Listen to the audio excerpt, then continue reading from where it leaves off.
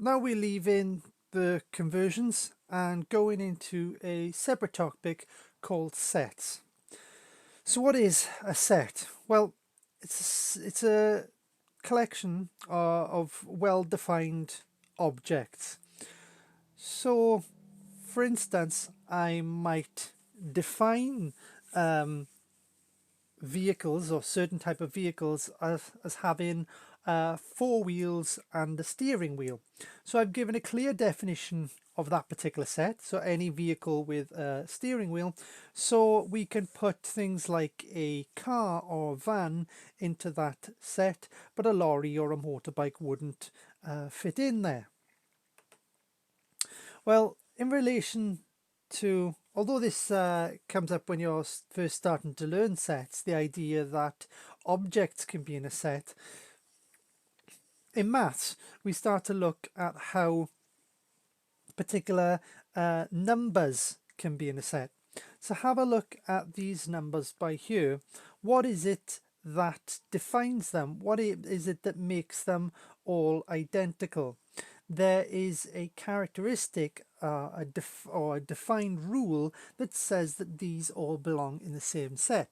If you want, pause the video and you can see if you can find it. Okay, have you worked it out? Well, they're all square numbers above 1 and below 25. Now notice how I didn't just say that they were all square numbers, because if all the numbers in this set were square numbers, then essentially we'd go on forever, because 25 is a square number, 36 is a square number, so on and so on. So by stating that they are square numbers above 1 and below 25, and really it should say above and including 1, because 1 is in that set, that gives a sure definition of how these numbers belong in that particular set. So in this case, car, bus, lorry, van, how do they belong in the set? Have a think about it. Well, they're all vehicles, simply put. So all these can be put in that set because they're all vehicles. So these are defining factors that put them in those sets.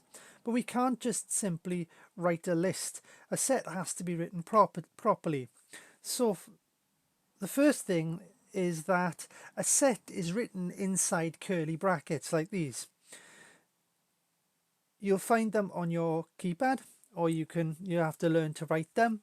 So the numbers that make up the set are written inside the curly brackets. Everything that belongs in there is inside the set, inside the curly brackets.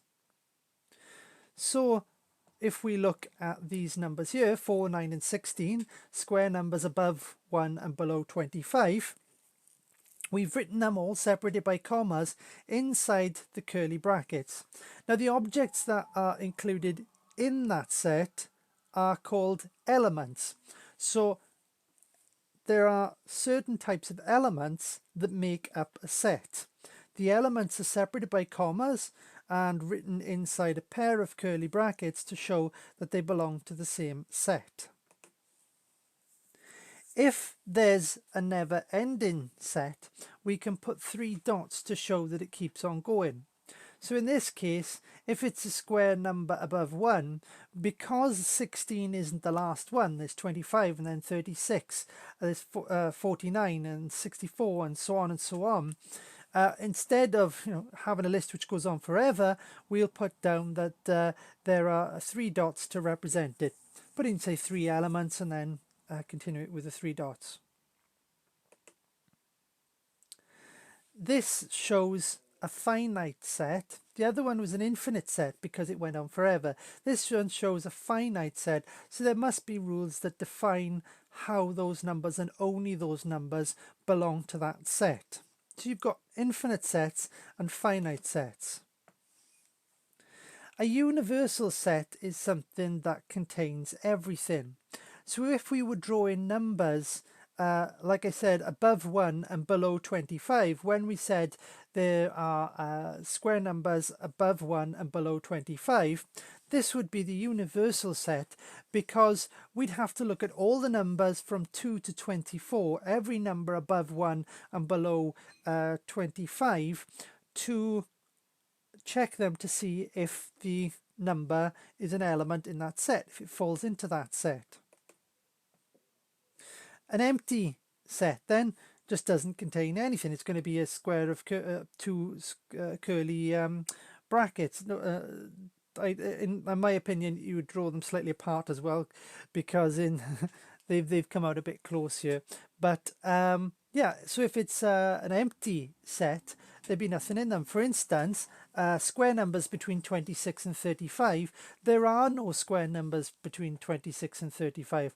So if we're asked to draw that set, we'd simply do curly brackets with a space between them, and that's it. When you're comparing the elements of two sets, we sometimes have to look and see if they are shared or are only in one set, or so on.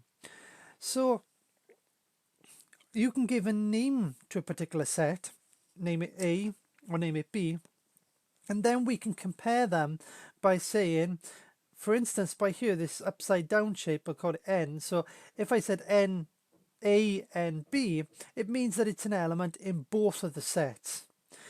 If we saw with the example of a number that can be divided by 3 and the square numbers between 1 and 25, 9 would be an element that follows this symbol, because it's in both of the sets. 9 can be divided by 3 and it's a square number between 1 and 25. If it's a U, it means it's in either set, so it's in one or in the other. If it's this zero shape with a line going through it, through the horizontal line, then it's in neither of the sets. And then the symbol we give to a universal set is this, looks like a 3 reversed. So let's look at some examples. For instance, if the universal set is 2, 3, 4, 5, 6, 7, 8, 9, 10, so these are all the numbers we can draw from. The A characteristic, the A set contains prime numbers and the B set contains the odd numbers. Which of those numbers from the universal set would be in the set that contains prime numbers and the set that contains odd numbers? A, this N upside down U shape, and B. So if you want to pause it now and see if you can work out which numbers would be in this prime number set and in the odd set. So 3, 5 and 7. 3, 5 and 7 are prime numbers in these, and they are also odd. So if you notice, 2 isn't included in this, A upside down U B, because although it's a prime number, it's even. So this time we got a different one, same universal set and same characteristics of set A and set B, but this time it's saying A U B. In other words, it could be either a prime number or an odd number. So there's going to be a slight difference here, and you might think there's no difference, but pause it, have a look at those numbers, and if it's a prime number or an odd number, write it down. So this set now contains the numbers 2, 3, 5, 7 and 9. So what's the difference? Before it was 3, 5 and 7. So 2 isn't an odd number. So in the A N or A upside down UB sets, it couldn't be included because it had to be both a prime number and odd. Similarly, although 9 was odd, it couldn't be included because it wasn't a prime number. It can be divided by 3. But in this one, it can be a prime number or an odd number. So 2 is included because it's a prime number, even though it's even, and 9 is included because it's an odd number, even though it's not a prime number. So this time we're looking for numbers that are in neither, numbers that aren't a prime number and aren't odd. The answers 4, 6, 8 and 10. It's going to be all the even numbers because they're not odd, and even numbers are never prime numbers. apart from 2, because 2 is a prime number and it is even. So we can't include 2 because it's a prime number, and we can't include all the others because they're odd. So the set where the numbers are neither prime numbers or odd is 4, 6, 8 and 10.